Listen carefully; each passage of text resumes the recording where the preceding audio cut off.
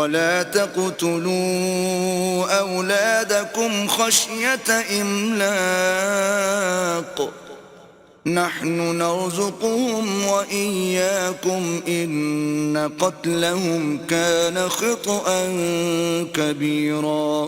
اور اپنی اولاد کو مفلسی کے خوف سے قتل نہ کرنا، کیونکہ ان کو اور تم کو ہم ہی رزق دیتے ہیں، کچھ شک نہیں کہ ان کا مار ڈالنا بڑا سخت گناہ ہے۔ ولا تقربوا الزنا إنه كان فاحشة وساء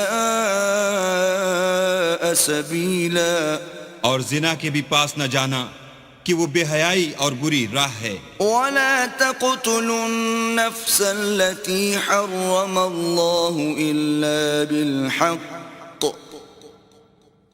ومن قتل مظلوما فقد جعلنا لوليه سلطانا فلا يسرف في القتل إنه كان منصورا۔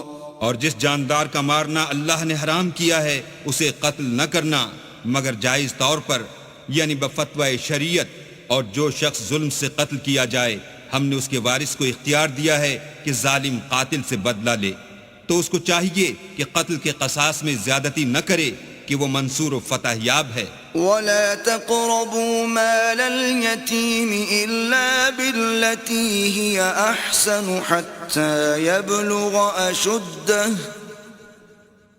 وأوفوا بالعهد إن العهد كان مسؤولا۔ اور یتیم کے مال کے پاس بھی نہ پھٹکنا مگر ایسے طریق سے کہ بہت بہتر ہو، یہاں تک کہ وہ جوانی کو پہنچ جائے، اور عہد کو پورا کرو کہ عہد کے بارے میں ضرور پرسش ہوگی۔ وَأَوْفُوا الْكَيْلَ إِذَا كِلْتُمْ وَزِنُوا بِالْقِسْطَاسِ الْمُسْتَقِيمِ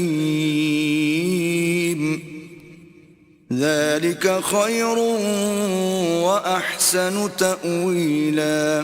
اور جب کوئی چیز ماپ کر دینے لگو تو پیمانہ پورا بھرا کرو، اور جب تول کر دو تو ترازو سیدھی رکھ کر تولا کرو، یہ بہت اچھی بات اور انجام کے لحاظ سے بھی بہت بہتر ہے۔